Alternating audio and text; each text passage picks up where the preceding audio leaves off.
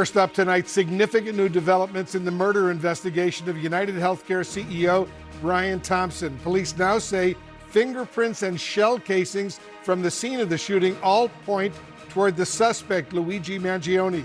Let's bring in CNN's Shimon Prokupecz. He's in New York with details. Shimon, we're also learning more about Mangione, losing contact with his family and his friends in the months leading up to the shooting? Yeah, in the months and really even the weeks just before the shooting. And what we're learning from law enforcement sources, Wolf, is that on November 18th, when his mother reported him missing to the San Francisco police, she told him that she had been calling him repeatedly and that he wasn't answering his phone, he wasn't picking up, but also significantly was that his voicemail was full and that she was not able to leave a message, not able to make contact with him. Since July 1st, Wolf, that is what she told police, that for months she had been trying to reach her son and she was unable to reach him. Believing that he was working at a place in San Francisco, she called the San Francisco police asking for help. Now, what she also told police was that there was no reason for her to feel that he was going to do any kind of harm to himself or to anyone else. And it's unclear, Wolf, at this point, what other actions the police took. But this is significant because it shows that for months and months, he had sort of gone quiet. No one was able to get a hold of him, and his family was so concerned that they finally went to the police trying to get help. What happened after that is simply unclear at this point, Wolf. Yeah, very, very unclear. We're also learning, Shimon, more about what was written in Mangione's spiral notebook, right? Yeah, so this is a multiple-page spiral notebook with handwritten notes allegedly made by Luigi Mangione. And in it, Wolf, it's been described by sources to CNN as a to-do list as he prepared for this shooting. This is what we're being told by law enforcement sources. It describes a motive. It talks about how the reason he wanted to do allegedly the shooting was because he wanted it to be targeted. He wanted it to be precise, and he didn't want to risk innocent people. There was talk about potentially a bomb, we're told by sources, but he was concerned allegedly that he would harm innocents. The other thing, Wolf, in this spiral notebook, we're told, is that he said that he wanted to, quote, whack the CEO at the annual parasitic bean counter convention. And police believe that that was the convention that he was at, the conference that he was at, Brian Thompson, the CEO of United Healthcare here in New York City at the Hilton Hotel. So all of this for law enforcement is certainly painting a wider picture, putting this puzzle together with all the evidence they have now gathered, Wolf. Very interesting indeed. Shimon Prokupecz, thank you very much.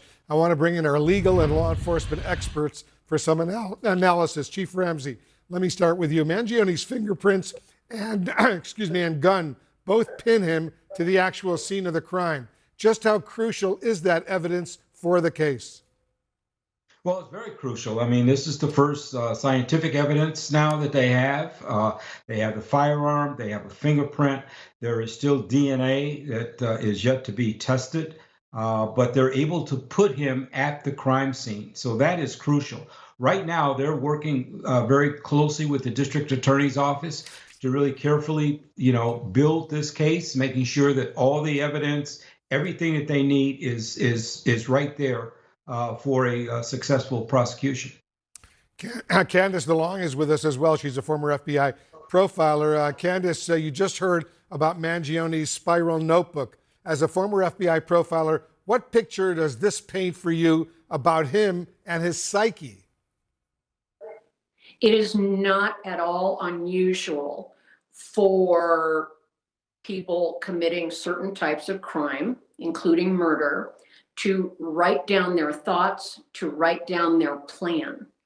Regarding what I think was going on with him is considering his history, his past, his incredible line of successful academics and sports. He had a circle of friends. He was admired and respected.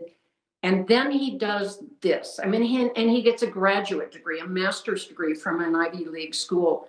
And then this happens. He kind of goes off the rails. And because of my background as a psychiatric nurse, what that makes me think of is this fact. A lot of mental illnesses, minor, moderate, and severe, emerge in the late teens and early to mid 20s. And it seemed like this Luigi had everything going for him, and then almost became another person and did something very much out of character. Yeah, he certainly seemed like another person than he was growing up. Areva Martin, you're our legal commentator. Taking all this together, all this new evidence against Mangione, how does he mount a credible defense? Can he claim insanity? Well, it's going to be very difficult, Wolf, to make a credible defense given the overwhelming amount of evidence that has been assembled by law enforcement in this case. We have the forensic evidence. We have the gun being matched to the casings from the gun. We have the fingerprints. We have this manifesto of sorts, as you will. We even have what police believe to be an admission from him. So it's going to be very difficult, although Wolf, his lawyer, is saying that they're going to fight extradition and that, according to him, he hasn't seen any evidence that ties Mangione to the murder of the CEO. But clearly, there is a mound of evidence that's going to be difficult for this defendant to overcome. You're absolutely right. Candace, it's pretty striking that Mangione's mother hadn't heard from him since July and didn't report him actually missing until November. What's your read on that? Well, of course, I don't know what their behavior with each other was like prior to that, but obviously not hearing from him concerned her enough to go to the police. It occurred to me, and she's not the only one, close friends, and also said he kind of dropped off the radar for a while, not prior to last week. And that it occurred to me that is probably when he went, for lack of a better term, radio silent with so many people that were important to him, was when he decided that he was going to do this. And he just didn't want to talk with anyone. Yeah, he certainly didn't. Chief Ramsey, how does that new timeline from Mangione's mother fit into the investigation into his background and potentially his motive? Well, I mean, all these things fit, and that's what detectives are doing now. They're trying to piece together the complete picture.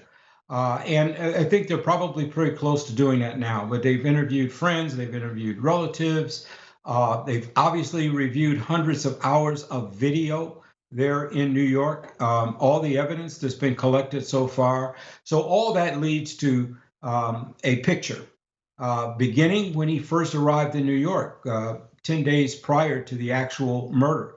All that is going to be a part of what they're building now that'll be presented in court during trial. As investigators pore over the subject's writings and social media posts, we're trying to get a better understanding of what Mangione may have been dealing with in terms of his health. Let's bring in CNN chief medical correspondent Dr. Sanjay Gupta. He's a practicing neurosurgeon who operates on the brain and the spine. And Sanjay, Mangione allegedly claimed in handwritten notes that he was suffering from spondylolisthesis. Well, you can explain it to how you say it. It means a slippage of the vertebrae in the spine. Yeah. Tell us more about it, how to pronounce it, and how it affects people. Sure, yeah. So this is what we're gathering from some of these reports. We haven't confirmed this, but spondylolisthesis is the term. And let me just show you, Jake. I pulled this spine model here so you can take a look at this with me.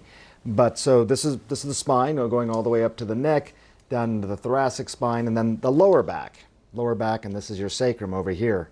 So with spondylolisthesis, you might have slippage of the bone over here kind of moving forward on another bone. So it's just basically, instead of lining up perfectly like you see it in this model, one of the bones sort of slips out a little bit forward.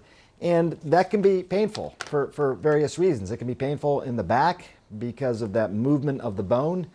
It can also cause leg pain if one of the nerves in that area starts to get encroached or pinched by those bones moving around as well.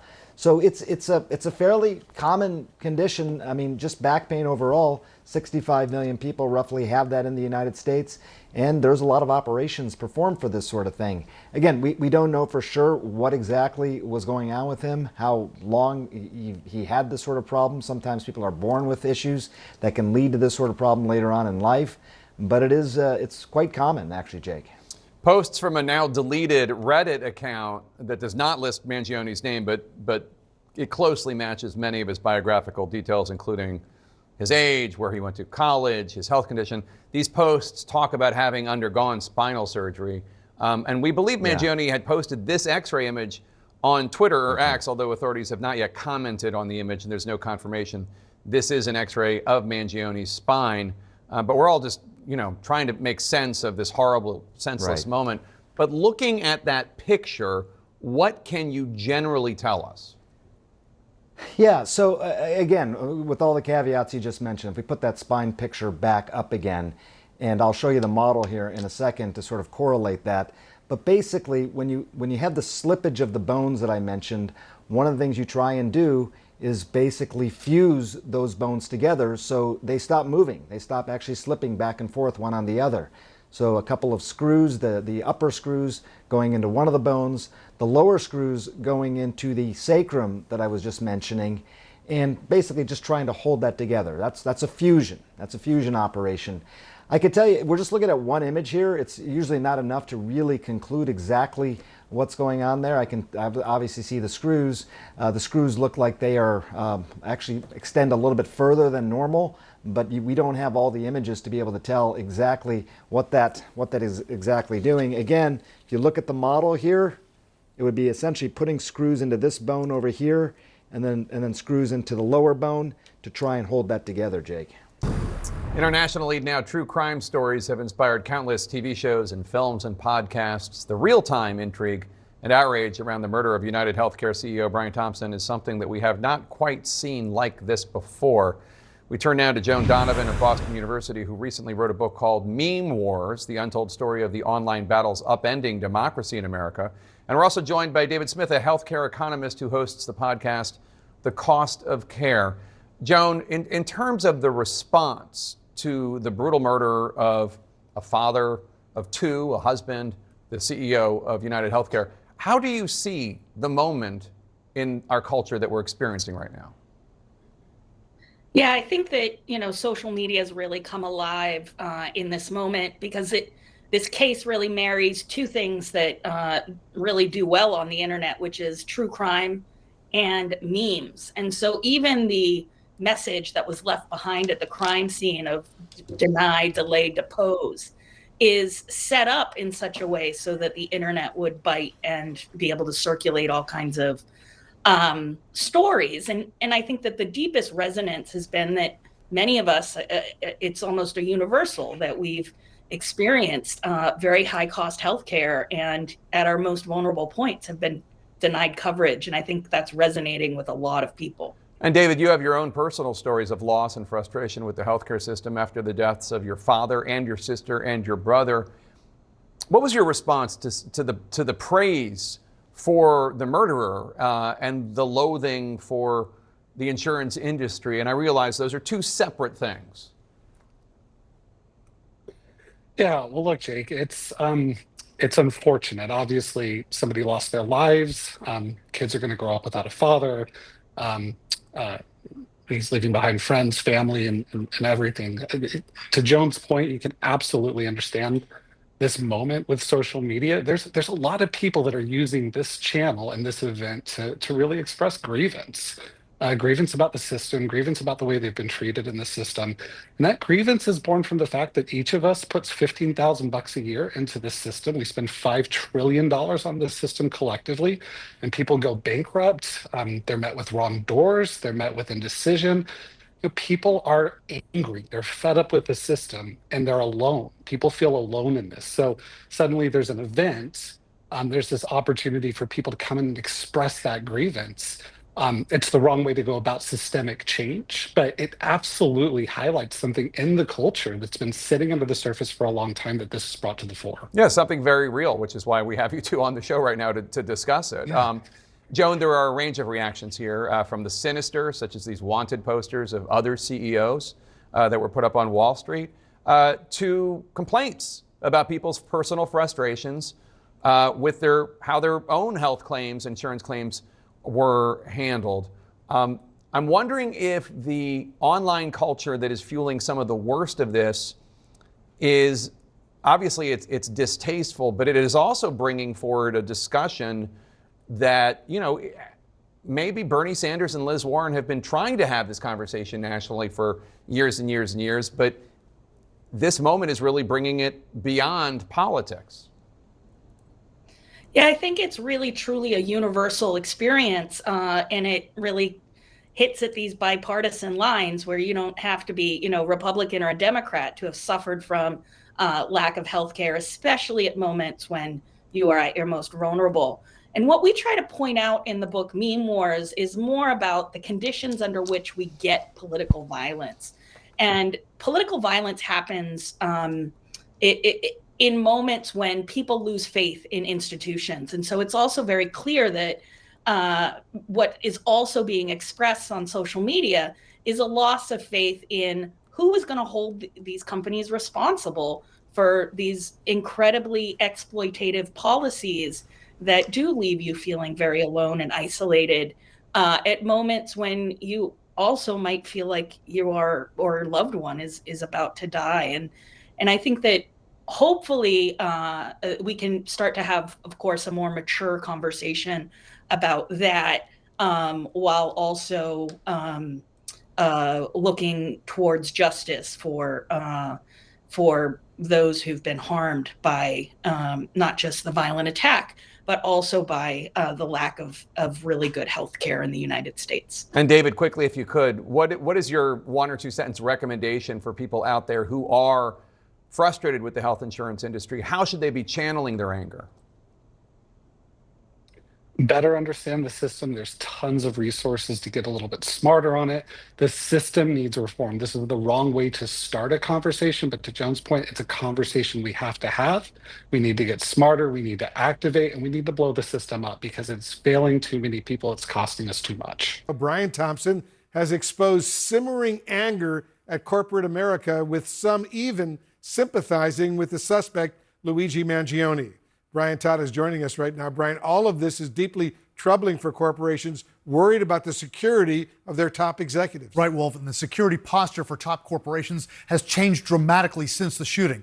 And that's happening at the same time that support for the suspect has grown so much that it's translated into marketing opportunities. A banner hangs on a Baltimore overpass reading "Deny, Defend, Depose." Those words, which police found on shell casings near where United Healthcare CEO Brian Thompson was gunned down, are now appearing on merchandise for sale online. The phrase could be linked to a 2010 book critical of the healthcare industry titled "Delay, Deny, Defend," which has risen to number 2 on Amazon's nonfiction bestsellers list. It's just shocking to me that we have seen this level of public outpouring of support for what is essentially a cold-blooded public execution. Amazon has been trying to pull that merchandise from its website for violating company rules, a source tells CNN. But items with that phrase remain on sale on eBay, which tells CNN the phrase itself doesn't violate the company's rules, but items that glorify or incite violence do. Tonight, this is all part of a growing backlash against corporate America, and specifically the healthcare industry, in the wake of the shooting. For many, many years,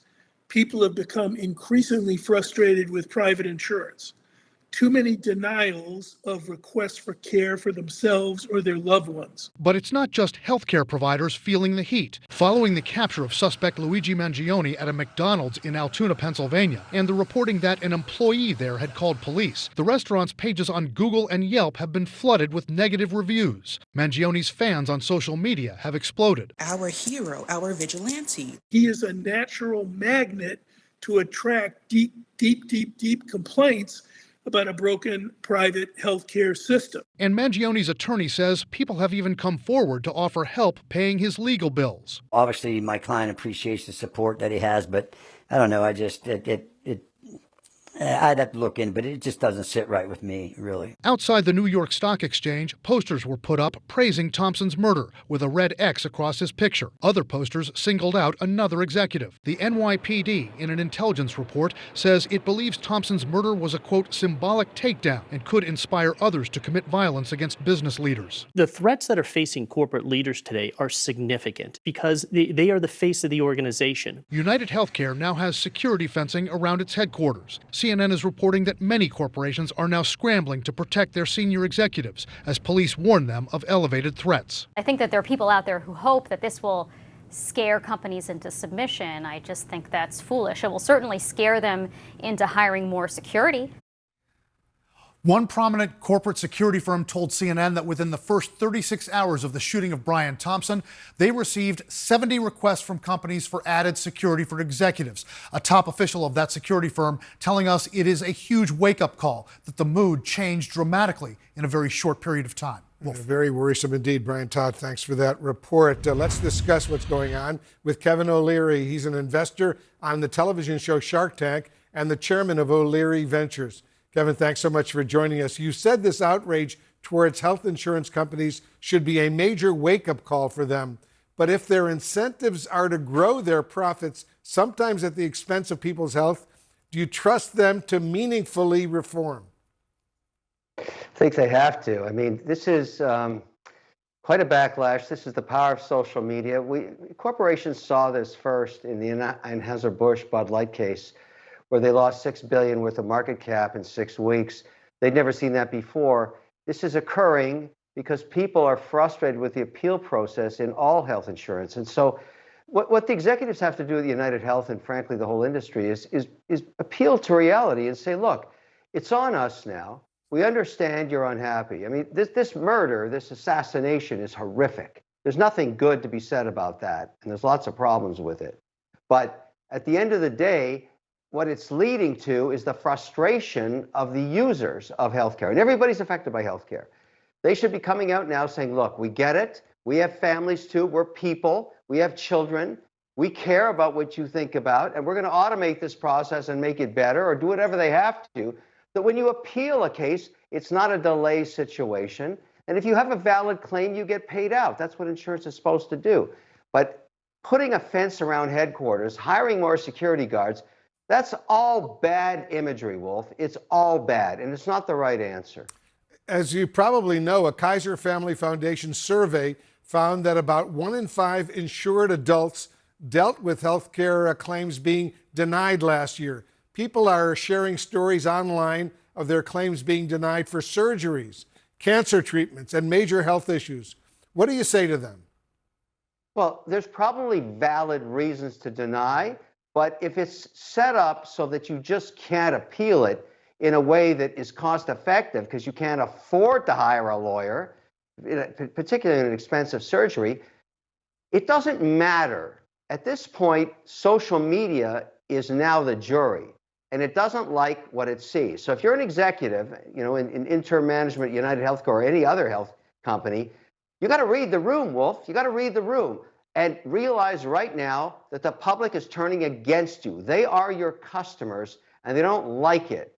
Now, this poor man lost his life, horrific.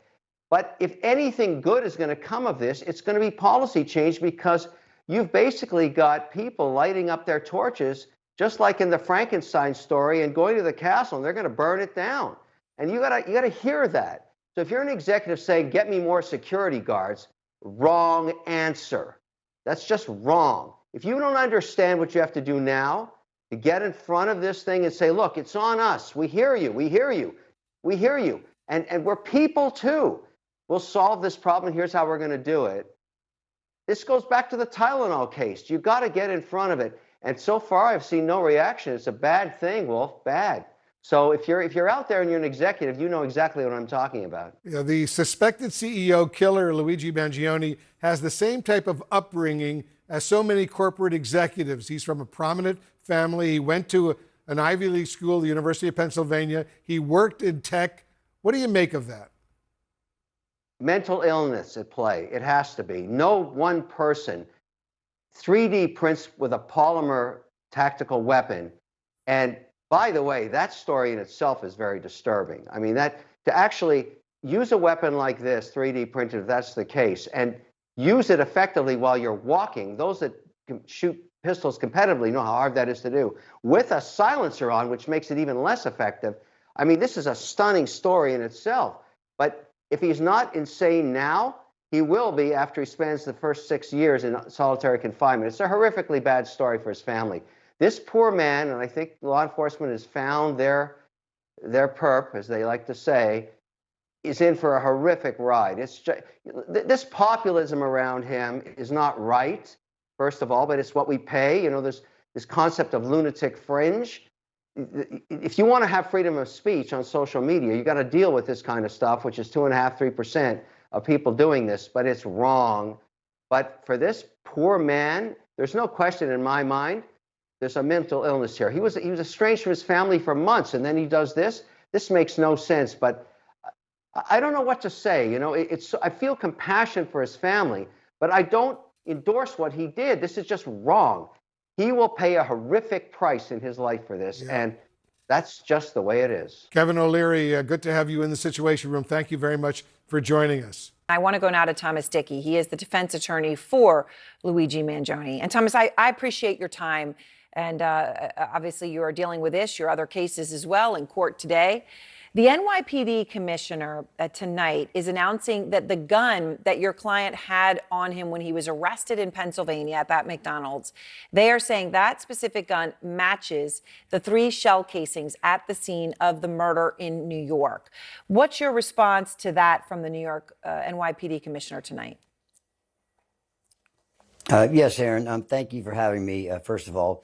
You know, Aaron, I still haven't seen that evidence. Lawyers need to see evidence. Those saying you have something and getting that admitted into court are 2 different things. In fact, so what we're talking about is fingerprint evidence and some ballistics.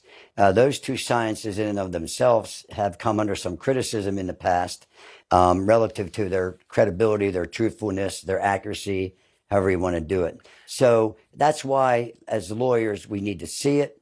We need to see how do they collect it, how much of it matches. You know, like I don't want to get too technical, but fingerprints, they go by ridges, different things like that.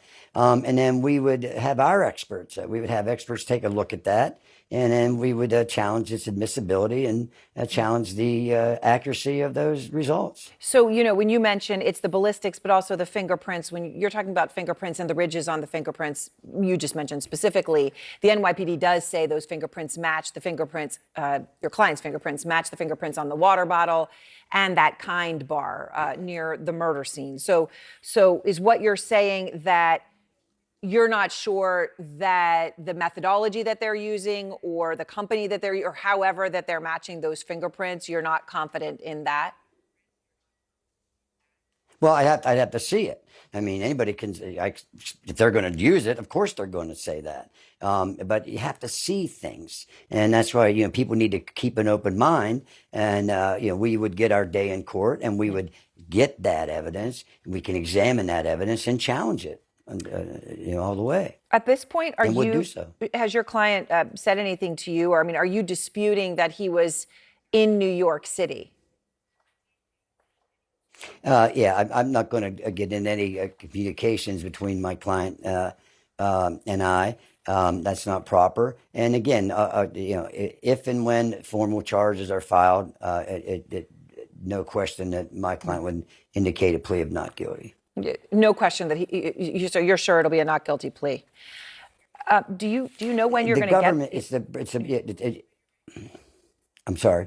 No, go ahead. Finish your thought. Yeah, the burden of proof is always on the government. Okay, so you know, again, people forget that he and any other person charged with a crime is presumed innocent. That means we start off square one with a presumption of innocence of him being innocent. And the rest then follows, and then we challenge the evidence and contest it and battle it out in court where it belongs. Right. Well, it's important though that, you know, you're indicating there's no question that he would have a plea for not guilty when he makes that plea. May I just ask you though, Thomas, just your sense of the situation they're putting out? The NYPD commissioner is saying, right, that the ballistics match. The NYPD is saying that the fingerprints match. You're saying you haven't seen this evidence. Are you frustrated that you haven't seen it? Are you trying to get your hands on that at this time? Yeah, unfortunately, the way the process works is we don't get it right away. They don't have to give it to us, you know, until certain times and certain spots as the case moves forward. I'm trying to get my hands on as much as I can But again, you have to see it. You can't examine something and comment on it. And that's what's frustrating about it, because we get to see it and we get to hire our own experts and look at it and, all the methodology that's involved in it and challenge it. So when you talk That's about my duty to my client, and I welcome that. No, I understand, and that's the way this would go. I am curious, though. I know that when you've talked about his mental health, such that you've interacted with him so far, especially in the context of the rage that he displayed yesterday when he showed up at court, you said that he, from what you could see, he's able to make quote unquote knowing decisions. So it just seems to me, and I don't want to get ahead of it, but it seems to me very clear that what you're saying is that you are going to plead not guilty, not guilty by way of insanity or anything like that, just a plain and simple, clear not guilty. Yeah. So first of all, about this outrage, he's irritated, agitated about what's happening to him and what he's being accused of. He never had any legal representation until he walked into that building yesterday. And I talked to him. And if you notice, look at the film, look at the difference between when he went in and when he come out. So once he got in, he finally had legal representation. I like to think he had somebody that he can trust and has faith in. And now he has a spokesperson and someone that's going to fight for him. And so I think you'll see a big difference in the demeanor. And I think that part of that, whatever you want to interpret that as yesterday, was a lot of the frustration, being a young man thrown in jail and being accused of very serious matters. So just to be clear, and but to be clear, you didn't meet him then. So when we see that rage, you haven't had a chance at that point to have spoken to him or seen him. Your first meeting was actually when he went in the courtroom. Yeah. No, actually, that was into a holding area, and I was on the other side of that. So my first contact with him visually, was before you had a chance to speak with him, was him coming through that door, and you saw the interaction between he and the sheriff's department, and then look at the video of him coming out, and look at the difference. He's now had legal counsel. I was upset that he didn't have any legal counsel prior to that. That extradition hearing came upon really quick, and he hadn't talked to anybody. So, Thomas, do you know at this point why he was in Altoona? Again, that would be their burden to prove. Again, I can't get into any communications between that occurred between my client and myself. Have you been I'm bound by law that I can't do that. So I was laying out in the introduction the timeline here, right? That his mother said she spoke to him on July 1st, and then 140 days went by between that conversation and the day that she reported him missing in San Francisco. Have you had a chance to speak with her or any other family members at this point? Again, I'm not going to get into that. I'm not going to get into what my investigation has been up to this point. I appreciate the job you guys do as reporters, because I'm actually using different news reports as my source of information, because nobody's sharing these evidentiary things with me. And again, unfortunately, I can't get into my oath and my duty, my loyalties to my client, and I can't get into certain things. And again, I'm biting at the bit, so to speak, waiting to get my hands on this stuff so we can start attacking it. Right. Now, I want to ask you one thing, if I may, before we go, and maybe you'll be able to give an answer to this one in a more fulsome way. But police say that Mangione gave them a forged New Jersey ID, when they apprehended him at that McDonald's in Altoona, and that ID, I'm showing it here, I don't know if you can see it, Thomas, but it's the ID under the name Mark Rosario when he was arrested. They say that matches the ID that the man at the hostel used in New York. That's the photo that we're showing here. That's him. There were two there. One when he is smiling at the person checking him in, and then the other one, the two times we saw his face in New York. When you look at this, and I mean, this is you as a lawyer, you as a citizen, do you think that those pictures look alike, the ID and the actual video captures that they have of the man? First of all, I cannot see them. You threw a compound question. Being a lawyer, I am a citizen, but I'm in different roles when I'm a citizen and as a lawyer. I am Luigi's lawyer. I've entered pleas of not guilty to the charges in Pennsylvania.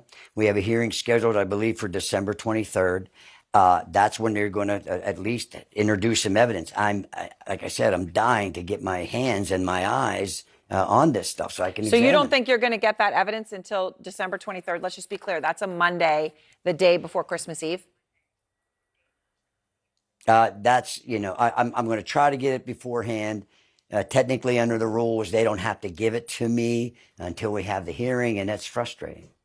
All right. Well, thank you very rules are much. rules. Yeah, it is. So you would have it by that day at the latest. You're going to try to get it before then. Thomas, I appreciate your time, and thank you very much. Correct. I appreciate it. Thank you, sir. Thank you, Aaron. Thank you for having me. And keep an open mind, everybody, please. Thank you.